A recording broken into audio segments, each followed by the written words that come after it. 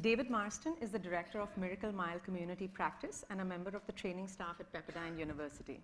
David has over 25 years of experience in working with young people and their families and has presented internationally on several occasions. David has also written on various aspects of narrative practice. Laurie is a fieldwork coordinator at the USC Rossier School of Education and the medical program coordinator at the Miracle Mile Community Practice. Her fondness for young people dates to her 10 years as a public school teacher and more recently, her work as a therapist in public mental health. So we have David and Laurie with us today at the Room Full of Stories.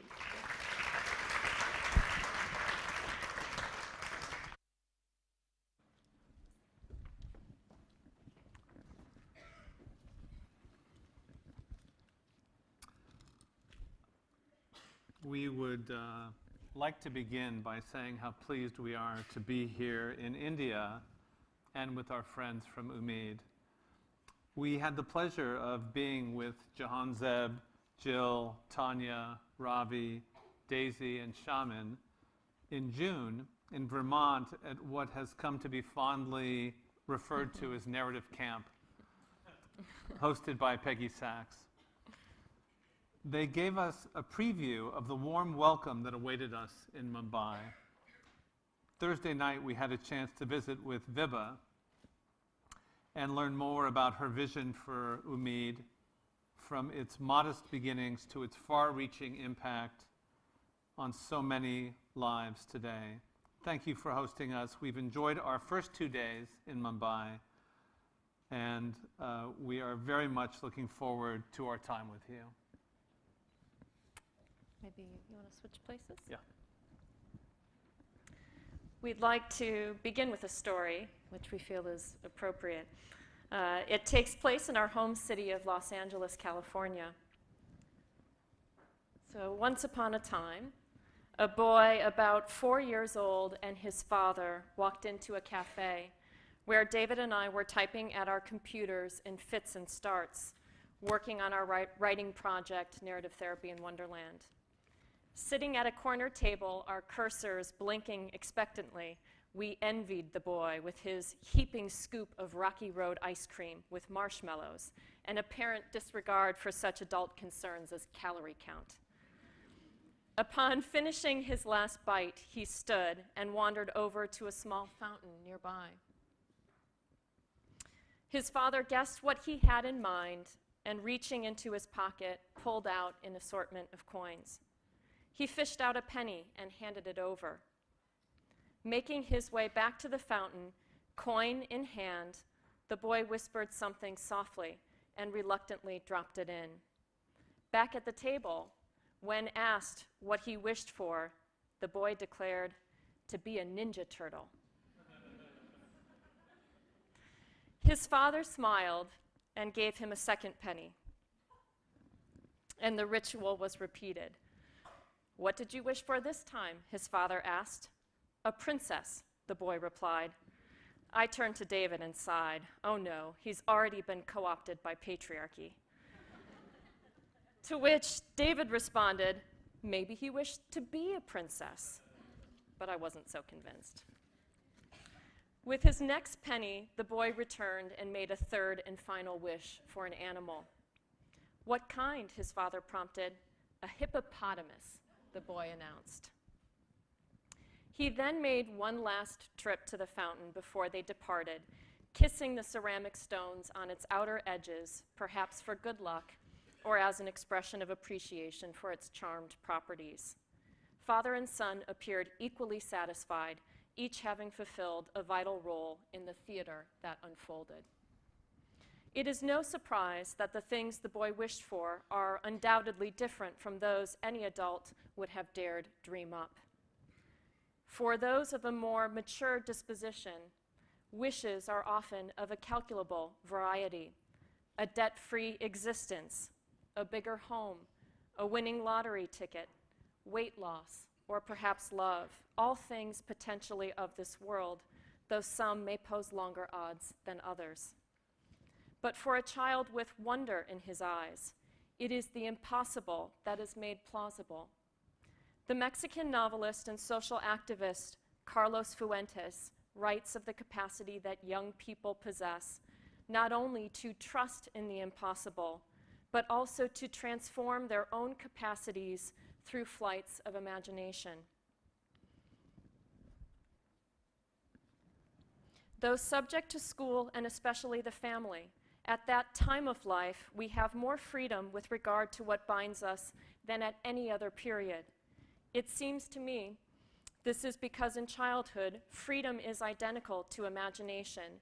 And since here, everything is possible, the freedom to be something more than the family and something more than school flies higher and allows us to live more separately than at the age when we must conform in order to survive, adjust to the rhythms of professional life, submit to rules inherited and accepted by a kind of general conformity. We were, as children, singular magicians.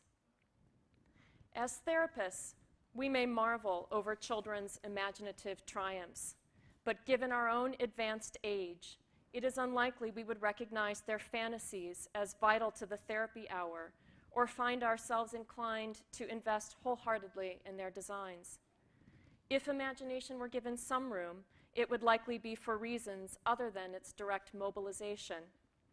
The therapist might have more familiar notions in mind, such as building rapport, establishing safety, indulging a young person, or observing and interpreting projective play. And what need for imagination when protocols are already in place? I can name that problem in 3 notes: bipolar disorder, next patient, reactive attachment disorder, next ADHD, next OCD, and so on. Matters can be quickly settled, and what remains is to undertake prescriptive measures with the promise of serving up happy, secure, and focused children. But in making the world thoroughly readable, have we sacrificed its mysteries in the name of what is supposedly proven? Have we succeeded in locking away our own imaginations as professionals? Or might it be possible that problems, including those that are most impressive, can be tricked by ninja turtles, outwitted by feminist princesses, and even swallowed whole by hungry hippos, or as we heard from Daisy today, entrapped by spider monkeys who shoot nets from their mouths? Any encounter with a real problem would not likely draw such inspiration from the mind of an adult, but for a young person, it can be a no-brainer. Consider David's meeting with a young boy named Harry.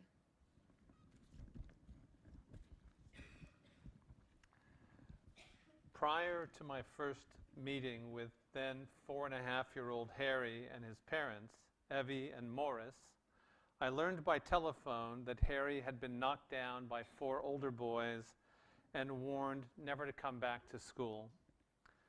But before hearing anything else about the problem, in the first meeting I asked about Harry's virtues, or what David Epston would call his wonderfulnesses.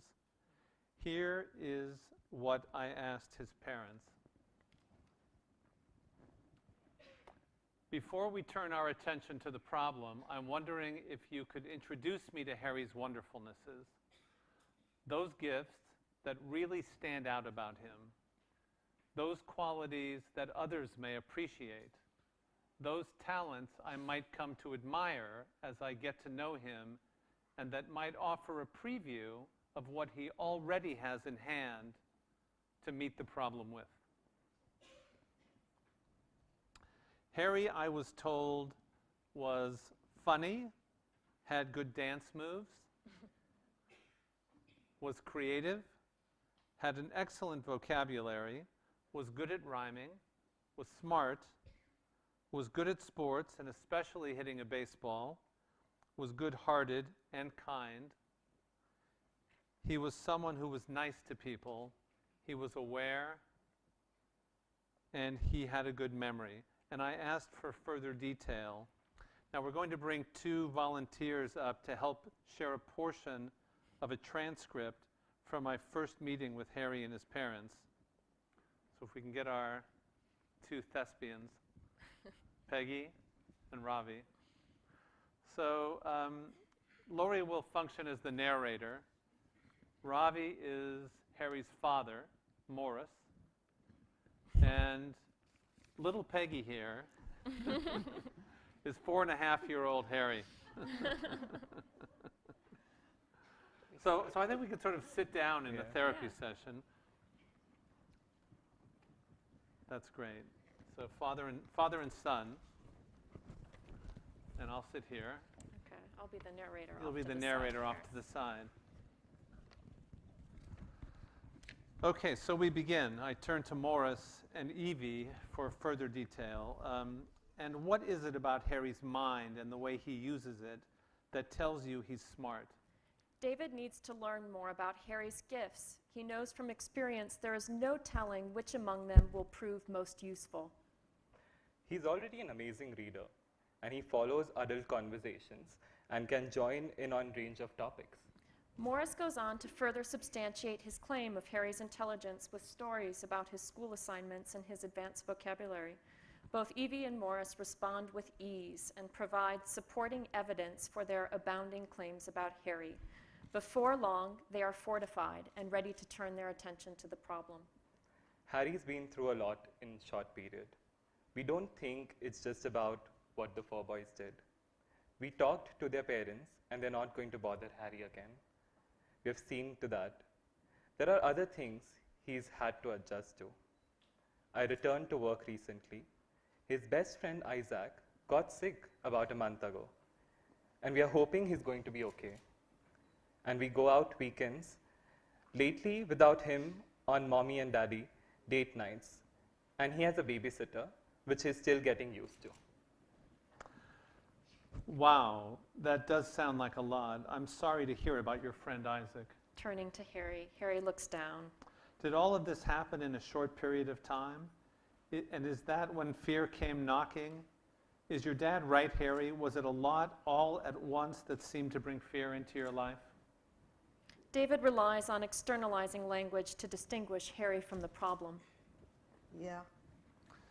With everything I'm beginning to understand about what you've been through, Harry, and the 4 naughty boys at school, and Isaac's illness, I suppose it would be enough to bring fear into anyone's life.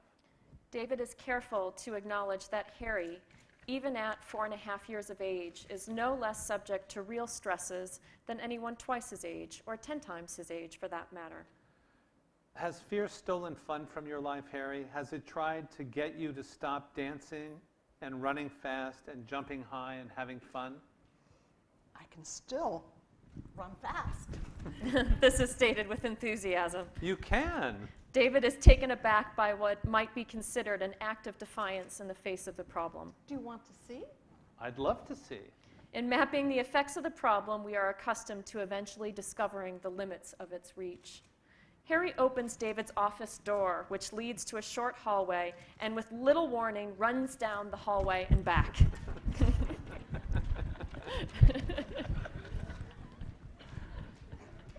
Twice.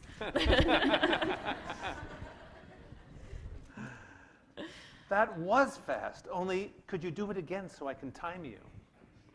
Do it again. He leans forward, readying himself. Ready? Go. Harry speeds to the end and back, not a long distance. 5 seconds. Do it again.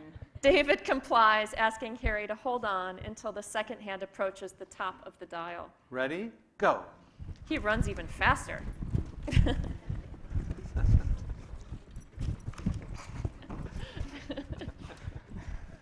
think that was more than 4 seconds.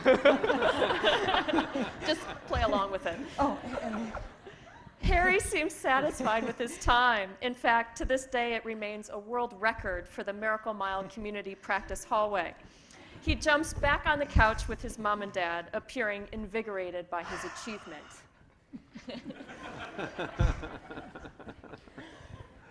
Harry had arrived at the meeting in good enough spirits, but now appeared enlivened. He was actively supported in ways that speak to the collaborative nature of this approach, and drawn to the center of the action, where his skills were recognized as most salient.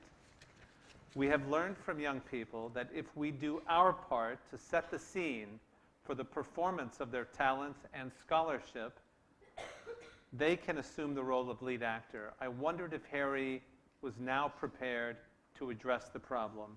Harry, your dad told me in a note he sent that you already had a couple of ideas for dealing with fear before we even met. He told me how one time you got your bravery to get rid of fear, and then how another time you told fear to get lost. And what I'd like to know is, how'd you do it, Harry? How did you come up with these ideas? And how do you still manage to have fun and run, which you proved right here in my office today? David underscores actions Harry has already taken in order to challenge any single-storied account of him as helpless. I just did it. The thing is, Harry, isn't fear sneakier than that? If it were up to fear, wouldn't it decide kids should have no fun at all? That they should spend all their time at home keeping fear company, maybe even dreaming about fear while they're sleeping and listening to it first thing in the morning when they wake up? David had been clued in by Morris and Evie that these are some of the very effects fear is having on Harry's life. No. He shouts this indignantly. Has fear ever tried to sneak into your dreams, Harry?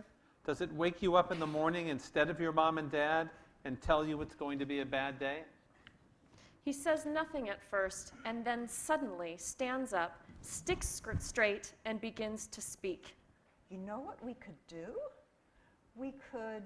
At that point, I had to hold on to my seat with one hand while writing as fast as I could with the other. I was heard repeatedly asking Harry to slow down, unable to keep up as he fired off one idea after another in rapid succession, each intended to exile fear.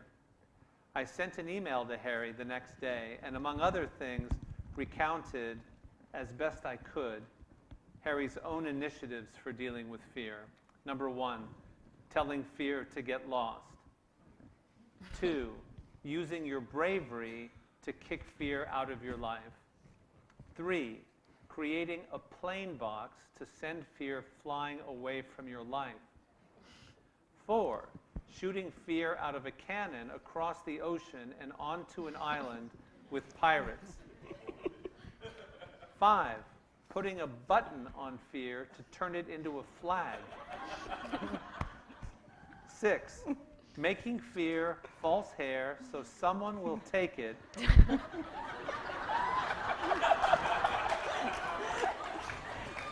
and put it on someone else's head.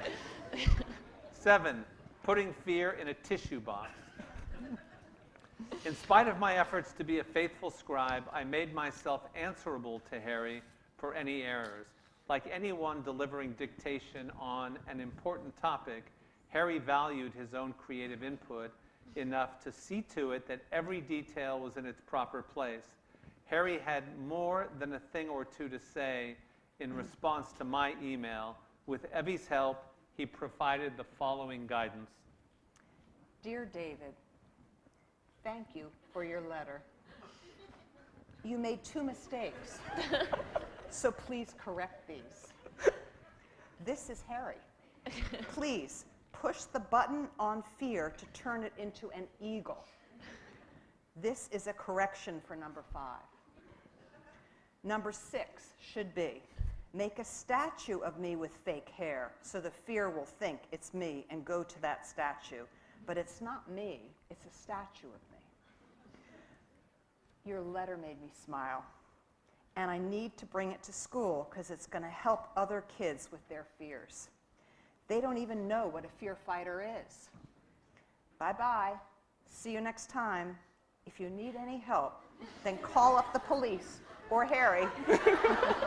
Bye. See you soon. Harry. That's for you. You go? Okay. Yeah, I think that's it for the demonstration. Thank you. Thank you. Thank you. Prior to this first meeting with Harry, his parents and teacher had taken it upon themselves to see to the problem and made every conceivable effort on his behalf. Speaking with the parents of the guilty parties, designing a safety plan, assuring Harry that he would be all right, reminding him of how much fun he used to have at school, keeping laughter in the house, and beyond all of these, attending to him in innumerable loving ways. The passive recipient of such soothing efforts, Harry was momentarily comforted and even became temporarily brave, but before long found himself succumbing to fear once again. Imagine their relief to learn about Harry's capacities to face the problem himself. In our meetings with young people, entering Wonderland is not so much a physical departure. It is a 5 minutes. It is a migration from the expected to the unexpected, from what might be considered the normal state of affairs to one that is decidedly at variance with it. We avail ourselves of the kind of fresh engagement that brings us to what the anthropologist Victor Turner calls the limen, or threshold. It is a point of entry that promises something novel by way of the subjunctive, or what is imaginable, versus what is plainly before us. This is where we are likely to encounter an action that Turner believes transgresses or dissolves the norms that govern structured and institutionalized relationships and is accompanied by experiences of unprecedented potency. Harry's ideas proved fruitful in just this way. It is this sort of imaginative know-how we wish to reserve a space for in therapy with young people. Too often, adults, under the tutelage of professionals, adopt sincere proposals that are nonetheless time-worn, and in the end, leave little to the imagination. Sometimes it seems fewer and fewer ideas, structure, limit setting, positive reinforcement, modeling, boundaries, consistency, are recommended to wider and wider audiences with little regard for the diversity of family, community life, and culture. The effects of such one-size-fits-all solutions can be dulling for families and practitioners alike. Drawing inspiration from Lewis Carroll's Alice's Adventures in Wonderland, we rely on young people who, with our assistance and the backing of loved ones, might show us something unforeseen. The resulting experience can be invigorating rather than burdensome, as they engage as partners in family life rather than as passengers, or worse, as empty vessels waiting to be filled up. Alice is anything but docile as she makes her way through a perilous world. Similarly, we depend on young people's capacities to arrive at well-considered positions as they come face-to-face with seemingly intractable problems. Once enlivened by our interest and cast as worthy protagonists, they establish sound platforms from which decisive action is made possible. By this means, they become compelling figures in unfolding dramas. Thank you.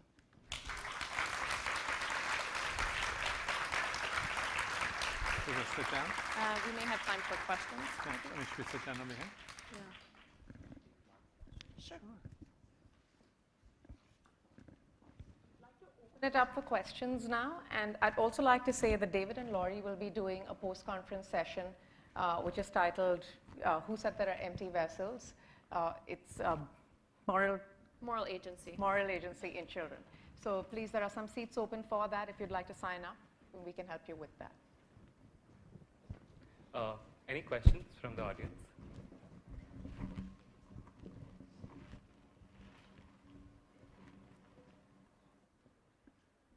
Any thoughts? Anything that stood out for you while you were listening for David and Laurie?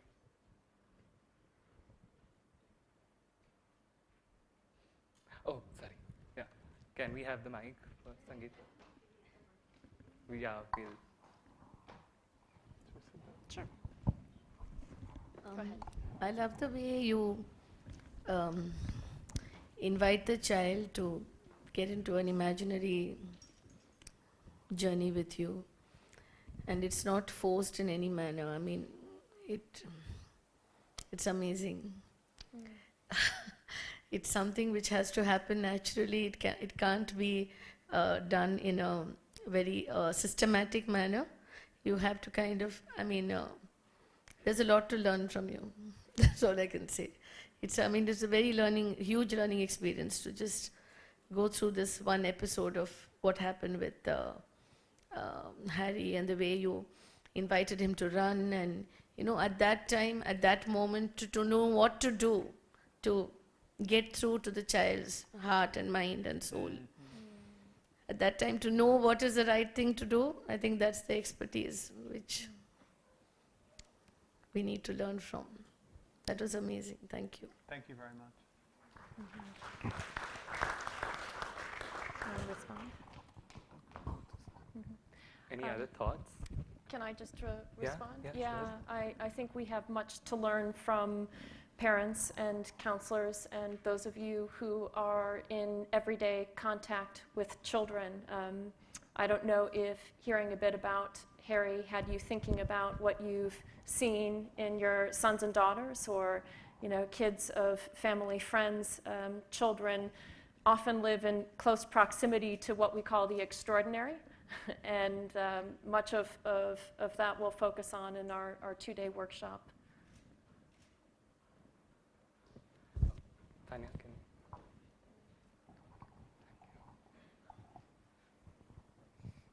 Hi. You said that Harry very soon felt afraid again, that fear came back. Does this not, or would it not make him feel vulnerable or lose faith in his own strategies or capabilities?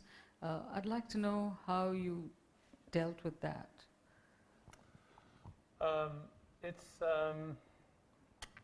It's been a little bit complicated lately because I've just heard from the family for the first time in 4 years, and he's struggling with a different problem now. He felt connected to his own range of talents and to his own desire to return to school. And the specific remedy that they came up with was, he and his mother came up with this, placing 2 pencils at the doorway to the classroom entrance. And because he was a good runner and a good jumper, he explained to me a week or 2 later that they placed the 2 pencils down as a trap for fear. And he jumped over them, and fear was stuck in the middle, and that's how he made his way back to school. I think he felt kind of invigorated. He felt like he was really operating in the realm of his own intentions and abilities. Does that answer the question? Yeah. Can you pass on the mic to Parul? Hi.